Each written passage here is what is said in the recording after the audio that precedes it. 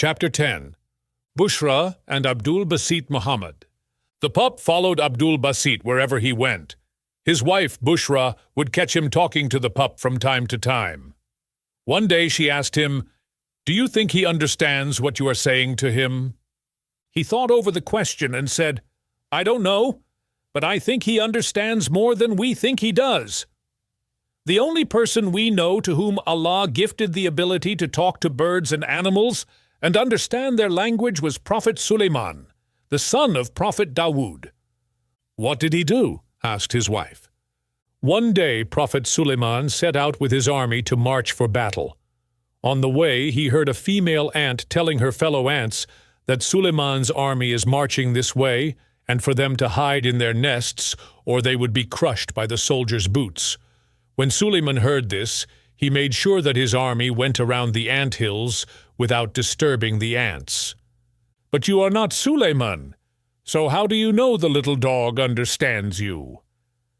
Do you remember when I chose to marry you? Everyone expected that I would choose your sister, as she was considered a rare beauty and was your father's favorite. I had neither seen you nor your sister. I was wondering how I should decide, and as usual, when I am in a quandary, I often talk to my friend, the little pup. That evening, I was lying down, and the pup, who hardly ever leaves my side, suddenly got up and ran out of the room. I was so surprised that I got up and followed to catch him. The pup dashed into one of the king's gardens, and when I got there, I saw you hugging the little fellow and talking to him. You were asking him where he had come from, and how had he gotten into the garden. The pup seemed to be very happy, and I didn't know who you were, but decided I wanted to marry you because of your kindness to the pup. Imagine my surprise when I found out you were one of the king's daughters. I therefore told the king of my choice. He was very surprised that I had not chosen his other daughter.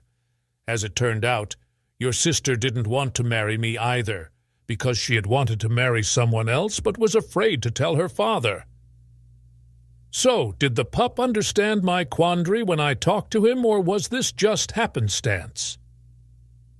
I believe that the animals you love and care for respond to you and communicate in ways we don't fully understand.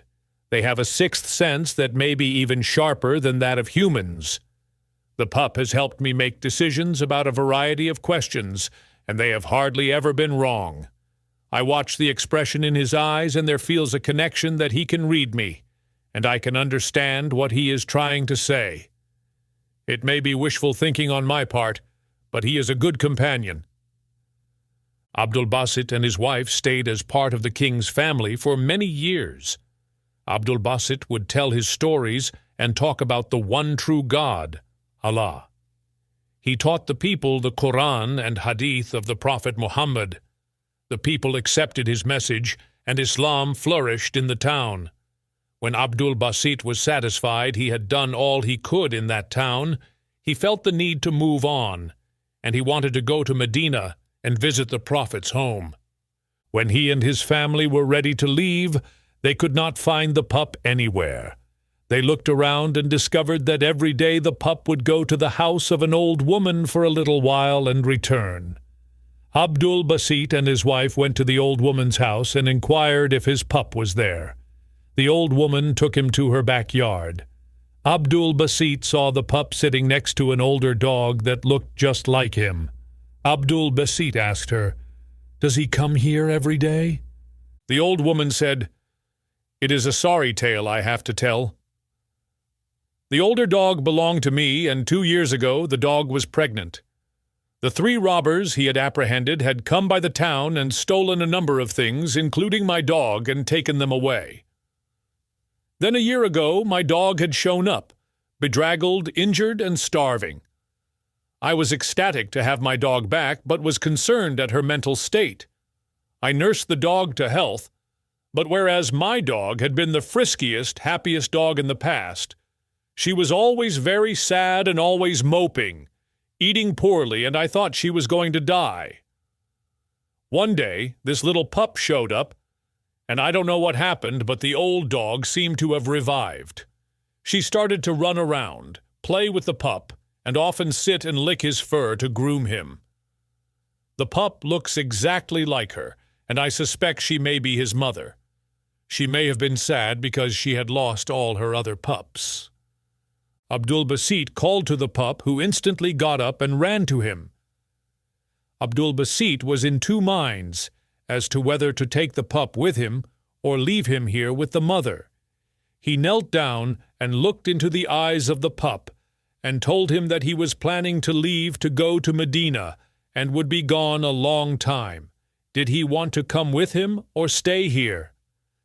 The pup stared into Abdul Basit's eyes for a long while. Then he put his paws on Abdul Basit's shoulder and rubbed his face on Abdul Basit's face, got down and rubbed his body against Abdul Basit's wife as she was standing, and then turned around and went back to his mother. There were tears in the eyes of Abdul Basit's wife. She asked her husband as they left, how had the pup abandoned him after so many years? Abdul Basit told her a hadith of the Prophet one day. A Sahaba came to the Prophet and asked, "Who is the best person for me to spend time with?" The Prophet replied, "Your mother." The Sahaba asked, "Then who?" The Prophet replied, "Your mother." The Sahaba asked a third time and got the same answer. When he asked a fourth time, the Prophet replied, "Your father." "So, you see," said Abdul Basit, "the pup made the right choice.